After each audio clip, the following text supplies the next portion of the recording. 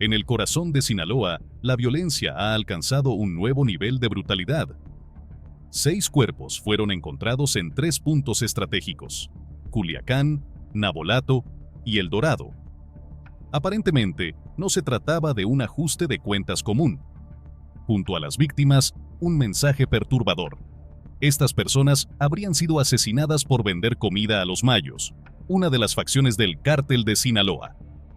¿Cómo es posible que algo tan cotidiano como el comercio local pueda desencadenar una reacción tan violenta?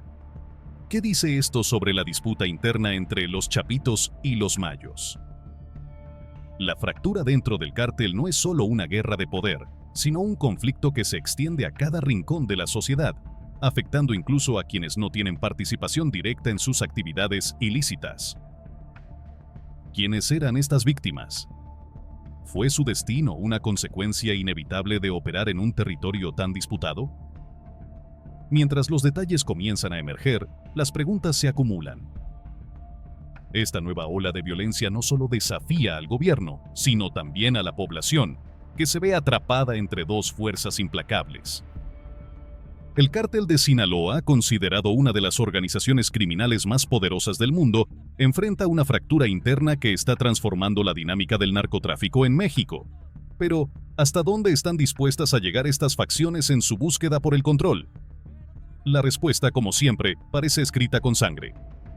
La historia reciente del Cártel de Sinaloa es una crónica de división, traición y violencia. Desde la captura de Joaquín El Chapo Guzmán en 2016, la organización que alguna vez fue unificada y casi indestructible se ha fragmentado en facciones que ahora luchan por el control del poder. 2 nombres destacan en esta disputa: los Chapitos, liderados por los hijos de El Chapo, e Ismael El Mayo Zambada, un capo que ha mantenido su influencia durante décadas. El liderazgo del Cártel de Sinaloa dependía en gran medida del carisma y la capacidad de mando de El Chapo. Tras su caída, los herederos naturales de su poder fueron sus hijos, conocidos como los Chapitos: Iván Archibaldo, Jesús Alfredo y Ovidio Guzmán. Sin embargo, la presencia de Ismael El Mayo Zambada complicó la transición. Con una estructura de liderazgo más madura y una red de contactos que abarca generaciones, El Mayo representa la continuidad, mientras que los Chapitos encarnan un liderazgo joven, agresivo y dispuesto a todo para consolidar su lugar. Este conflicto no es meramente una lucha de poder, es una batalla por el control de territorios clave. Culiacán, como epicentro del cártel, es un terreno fértil para el narcotráfico, con rutas estratégicas para el transporte de drogas, armamento y dinero. Navolato y El Dorado, localidades más pequeñas pero igualmente relevantes, funcionan como puntos de apoyo logístico y de operación. En medio de esta guerra, los pequeños comerciantes se han convertido en piezas clave. En un sistema donde las líneas entre lo legal y lo ilegal se difuminan, las facciones del cártel buscan asegurarse de que cada sector de la sociedad esté de su lado. Vender comida a los mayos o a los chapitos no es solo un acto económico. En este contexto, es visto como una declaración de lealtad. Estos comerciantes, muchas veces sin opciones, se encuentran obligados a operar bajo el constante riesgo de represalias. Negarse a vender alimentos o servicios a una facción puede ser interpretado como apoyo a la otra. Pero aceptar hacer negocios con una de ellas puede significar convertirse en objetivo de la facción rival. El conflicto entre los Chapitos y los Mayos no ha sido solo una disputa de palabras. Los enfrentamientos armados, las desapariciones y los asesinatos selectivos se han vuelto comunes. En este panorama, los asesinatos recientes de los 6 comerciantes en Culiacán, Navolato y El Dorado no son solo un acto de violencia, sino un mensaje claro: cualquiera que colabore con el enemigo será eliminado. El uso de la violencia como herramienta de control no es nuevo, pero su intensidad y focalización en las últimas semanas han encendido las alarmas en la región. Estos crímenes buscan consolidar el poder territorial, pero también infundir miedo en la población para mantenerla bajo control. En este contexto, las autoridades enfrentan un desafío monumental. Por un lado, intentan proyectar una imagen de control y seguridad. por otro, enfrentan la infiltración del crimen organizado en todos los niveles, desde las fuerzas policiales hasta las instituciones gubernamentales. Este conflicto no es solo un problema de narcotráfico, es un síntoma de un sistema debilitado que lucha por recuperar su autoridad. Mientras tanto, la población sigue siendo la principal víctima de esta guerra. Los comerciantes asesinados en Culiacán, Navolato y El Dorado no fueron los primeros. Y lamentablemente es poco probable que sean los últimos. Este conflicto, nacido de la división del Cártel de Sinaloa, no solo está redefiniendo la estructura del narcotráfico en México, sino también la vida cotidiana de quienes habitan estas regiones. ¿Qué significará esta escalada de violencia para el futuro del cártel? ¿Podrán los Chapitos o el Mayo establecer un control definitivo o este conflicto marcará el principio del fin para una de las organizaciones más poderosas del mundo? Las respuestas a estas preguntas no solo definirán el futuro del narcotráfico en México, sino también el destino de miles de personas atrapadas en medio de esta lucha. Los recientes crímenes en Culiacán, Navolato y El Dorado representan una de las manifestaciones más brutales del conflicto interno que sacude al cártel de Sinaloa. 6 cuerpos fueron encontrados en estas 3 localidades clave, cada uno acompañado de mensajes que señalaron su supuesto delito: vender comida a los mayos. Este hecho no solo conmocionó a la región, sino que también dejó en claro la magnitud de la rivalidad entre los Chapitos y los Mayos, así como las implicaciones para aquellos que, sin ser parte directa de este conflicto, quedan atrapados en medio de una guerra sin cuartel. Los hallazgos se distribuyeron en lugares estratégicos, casi como si fueran un macabro recordatorio para la población local. En Culiacán, los cuerpos aparecieron en calles transitadas, lo que amplificó el impacto del mensaje.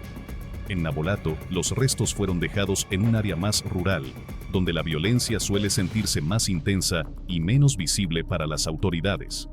Por último, en El Dorado, la pequeña comunidad despertó con la noticia de que, incluso en lugares alejados del centro del poder del cártel, nadie está a salvo de las repercusiones de esta disputa interna.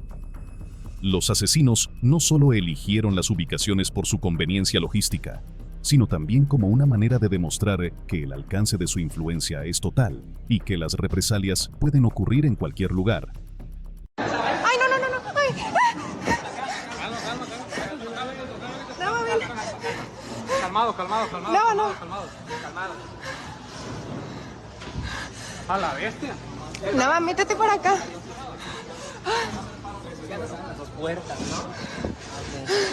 Las víctimas no eran figuras prominentes dentro del narcotráfico, ni mucho menos. Eran personas comunes que, según las denuncias implícitas en los mensajes dejados por los responsables, habían cometido el error de vender alimentos a miembros de los Mayos.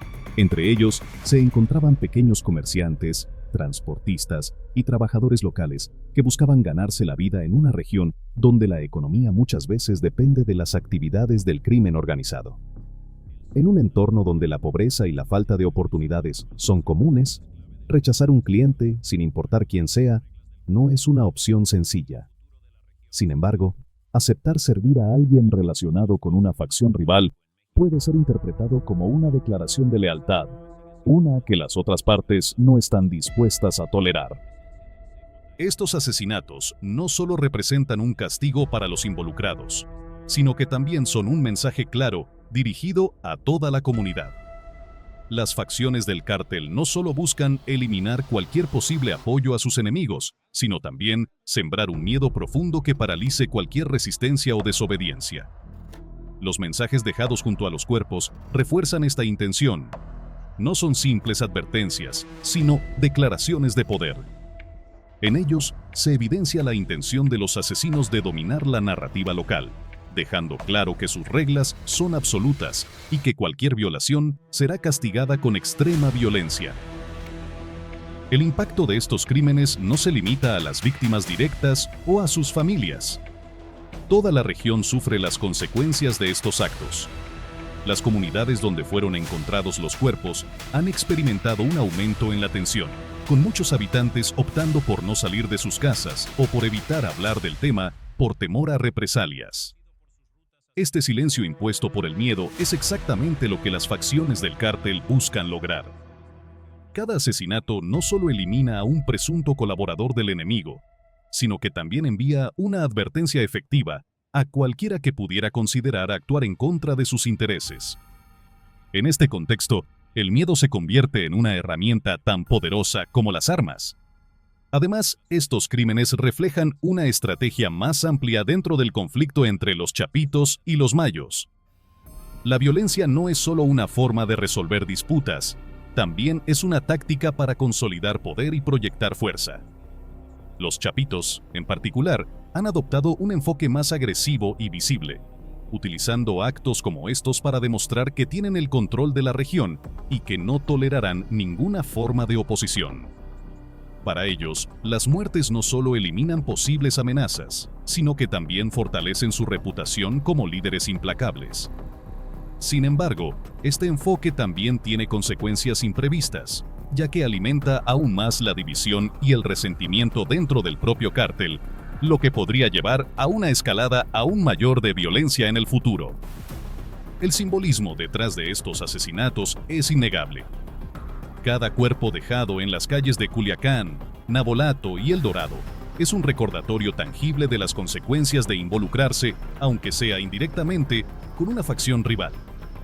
Los mensajes no solo buscan castigar a los individuos, sino también establecer un precedente que desaliente cualquier tipo de colaboración con los mayos.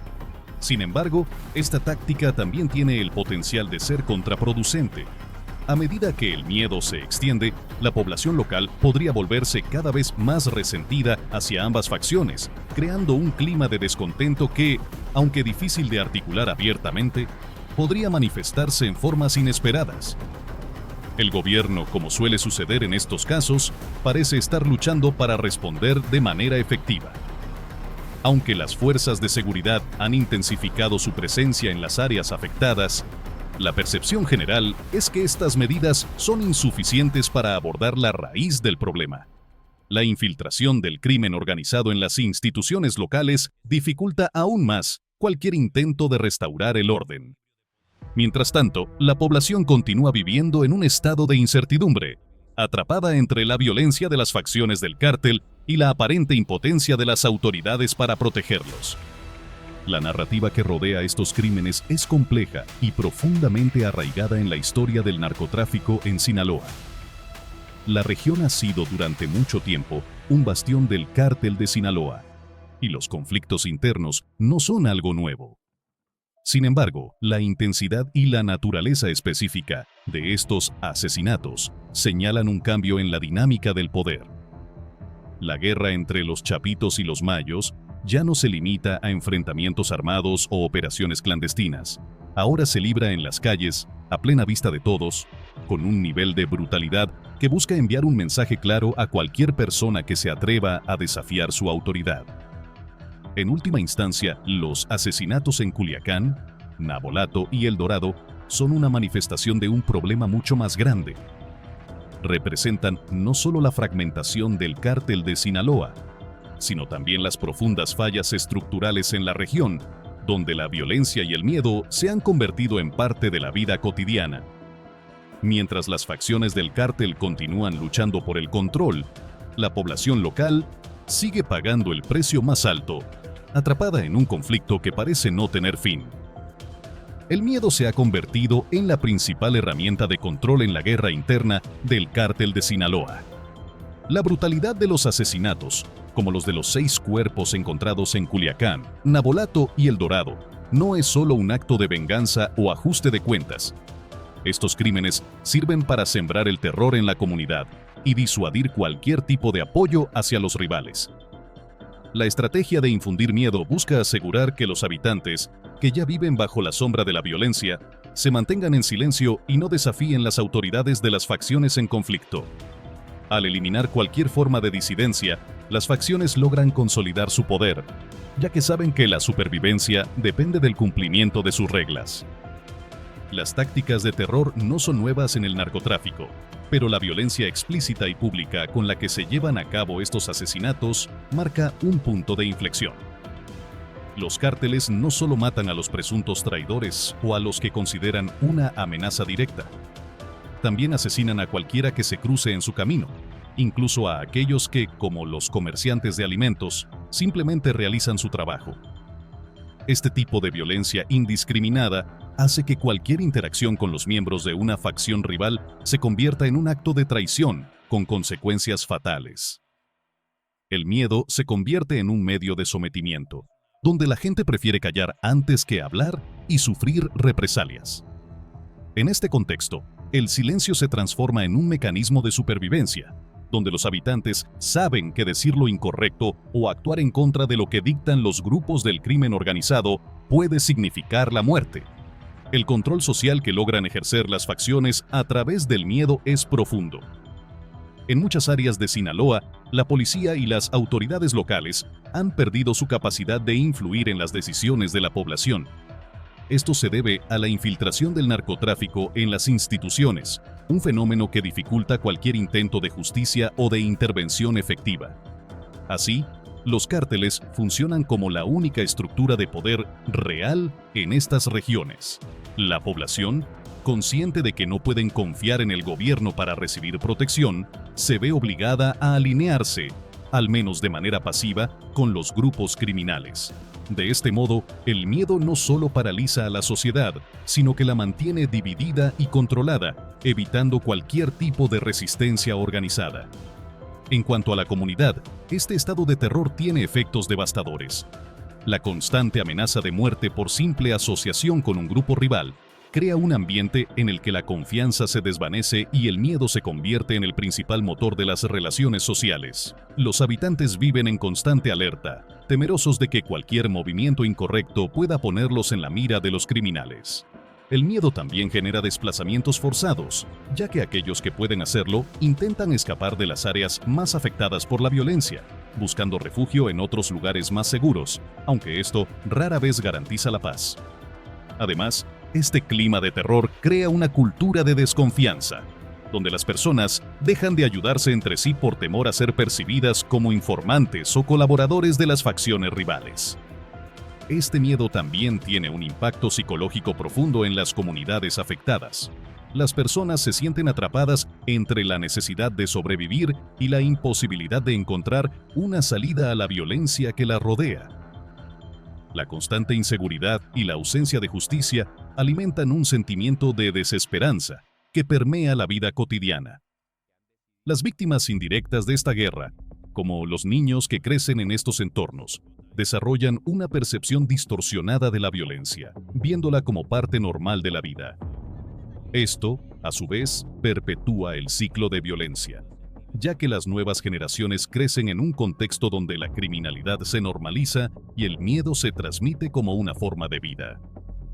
La estrategia del miedo no solo es efectiva en el control de la población, sino que también juega un papel crucial en la consolidación del poder dentro del propio cártel. Los líderes de las facciones utilizan el miedo como una forma de asegurar lealtades internas.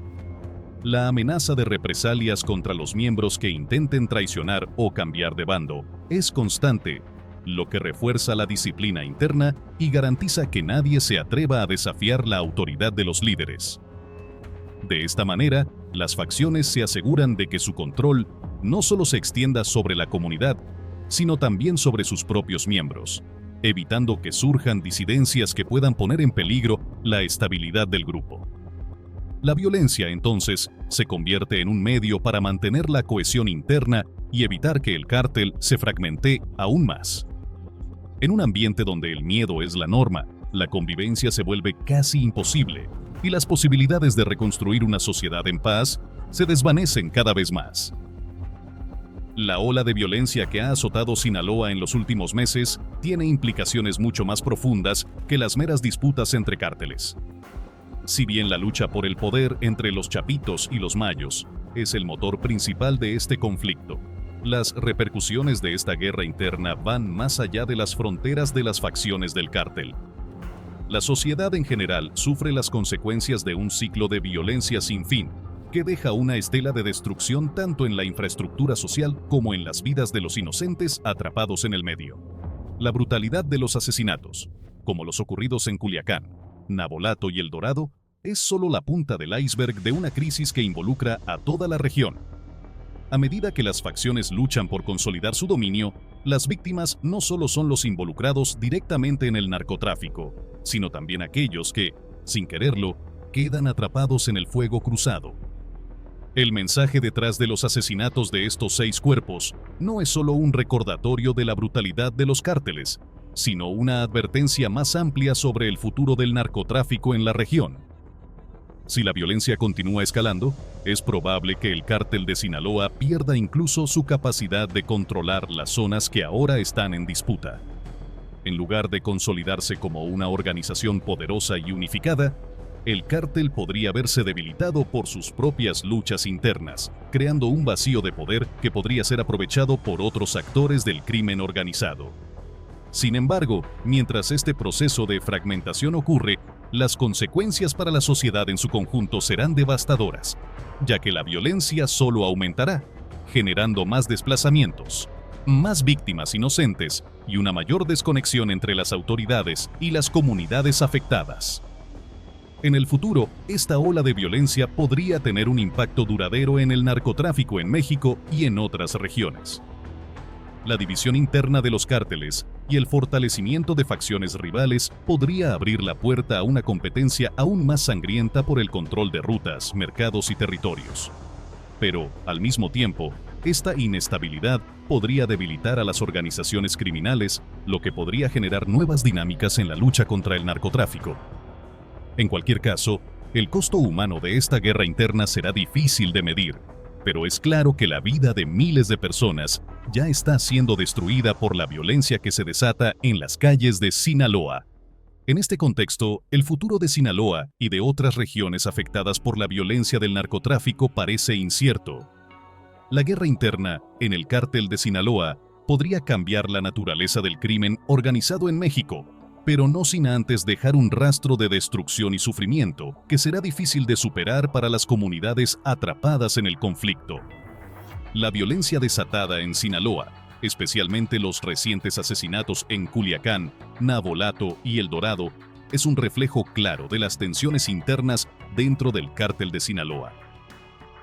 La lucha entre las facciones de los Chapitos y los Mayos no solo ha causado una escalada de violencia, sino que también ha dejado un rastro de sufrimiento entre los inocentes atrapados en este conflicto. Estos crímenes no son solo un acto de venganza, sino una estrategia para sembrar el miedo y controlar a la población, forzándola a alinearse con uno de los bandos o enfrentar consecuencias letales. El miedo se ha convertido en una herramienta crucial para consolidar el poder en la región, creando un ambiente donde la desconfianza y la inseguridad reinan, y donde la supervivencia depende del silencio. Mientras tanto, la violencia parece seguir su curso, afectando tanto a los involucrados en el narcotráfico como a los civiles, cuya vida diaria se ve trastocada por el terror. La pregunta que queda en el aire es si esta ola de violencia llevará a la consolidación de un solo poder en Sinaloa, o si, por el contrario, debilitará al cártel, dejando una región aún más vulnerable al caos. Sin duda, el costo humano de esta guerra seguirá marcando el futuro de Sinaloa.